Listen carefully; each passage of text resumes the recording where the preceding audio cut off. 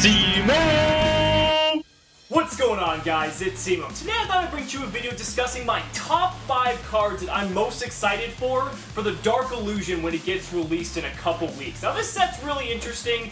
We got a lot of cool stuff coming out. We got the Dark Magician archetype, I guess, getting its light. We have the Metal Foes. We got a lot of cool stuff coming in, so I just wanted to kind of share with you the things that I'm most excited for. So without further ado, let's go ahead and get right into it. So for number 5, we have Fairy Tale Snow. Now, not a lot of people might know what this card is. It hasn't been getting really a whole lot of hype because it's kind of okay. It's a meh card, but let's go ahead and discuss it. So, it's a level 4 light spellcaster with 1850 attack and 1000 defense. And the effect reads that when it's normal or special summon, you get to target one face-up monster your opponent controls and flip it face down. So it's a built-in Book of Moon on summon.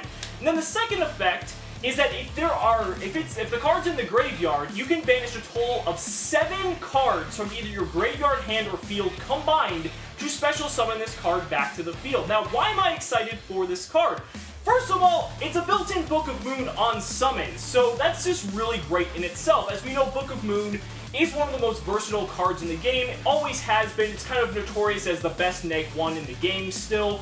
Don't know if that's still the case, but, you know, it's still a really good card nonetheless. And being able to flip over cards, you know, like a Spirit Dragon, or just all these really annoying cards. You know, you can flip over a Monarch. Monarchs have very low defense. There's just all these different applications where that Book of Moon effect does actually come up. And then the second effect, that you can actually revive it from the graveyard for banishing a total of 7 cards, it's just a really nifty built-in effect as well. Now, a lot of you might be thinking, wow, 7 cards? Like, that's a fuckload of cards. But if you really think about it, how many cards in the graveyard are kind of dead once they hit that? Pretty much every spell and trap, once it hits the grave, isn't going anywhere else. Some monsters are dead once they hit the grave, and then some are recurable. But for the most part, all your spells and traps are pretty much going to be staying in the graveyard. So, honestly, mustering up a total of 7 cards to be able to special summon this card back, which also triggers its first effect, which is a Book of Moon effect, in my opinion, is really, really cool. And not to mention, it has great typing being a light, it's a spellcaster, it's level 4, I mean, it's got some pretty good synergy with a couple decks right now. You know, if Light Sworn is a lot more popular, you'd obviously see this card being run in 3 in that deck, because that card's just gonna be all over the place. Light Sworn's milling cards like crazy. It's going to be really easy to summon out. It's just another easy level 4, rank 4 fodder, essentially. So it's a really good card all around. I wanted to shed some light on this card because it does have some niche applications. So, for number 4, we have Blackwing Gofu, the Vague Shadow. Now, again, I can't believe this card is a common, because this card is fucking nuts. So, for those of you who don't know, it's a dark level 5 Wing Beast Tuner effect monster with 0 attack and 0 defense. Now the effect reads, it can be special summoned to your side of the field while you don't control any monsters. So kind of similar to Super Quantum Red Layer. When it's summoned, you actually have the ability to summon 2 additional tokens to your side of the field as well. The tokens don't really do anything. They can't be used for a tribute summon or a synchro summon. And then the effect of it has a third effect that has to deal with, you know, Blackwing synchros, but that's kind of irrelevant. That's not really the point. Why this card is so good is for a couple reasons. First off, Monarchs and Quick Draw Monarchs, or, you know, Zolkin Monarchs, however you want to call it, they are going to fall in love with this card. They're going to ditch Quick Draw for this card so fast, mainly because you don't have to discard a card to summon it, and it's just free rank 5 fodder. It's just free, absolutely free.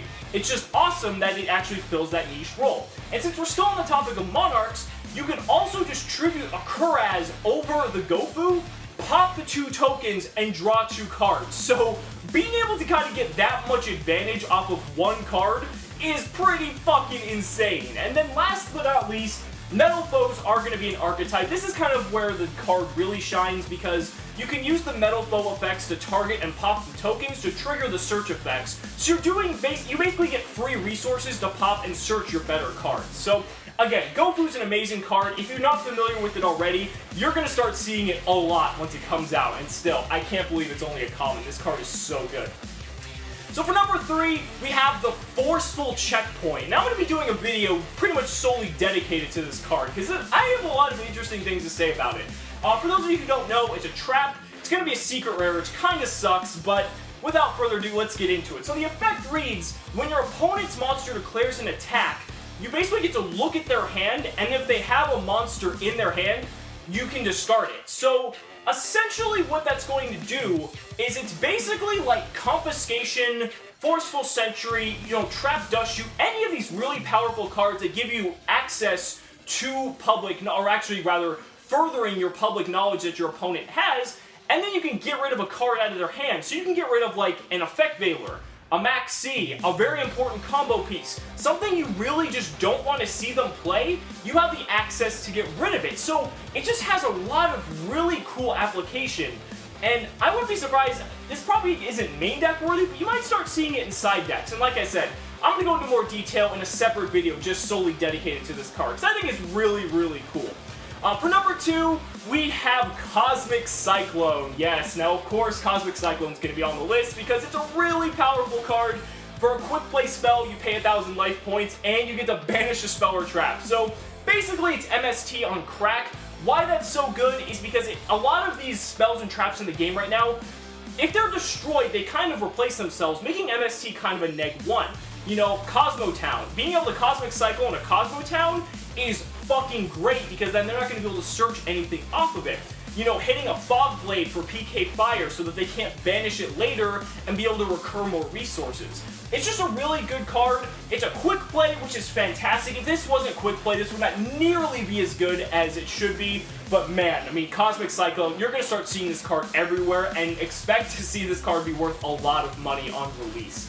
And speaking of being worth a lot of money on release, the number 1 card that I am most excited for is Pot of Desires. Now this should be no surprise, Pot of Desires is nuts! This card is so good. For those of you who don't know, normal spell card, as a cost you banish the top 10 cards of your deck and you draw 2 cards. So it's basically a Pot of Greed with a really hefty cost. Basically, it's going to show how much are you willing to spend to get that free +1. And a lot of people are going to be playing this card. This is going to be the most desired card out of the entire set because it's just so good.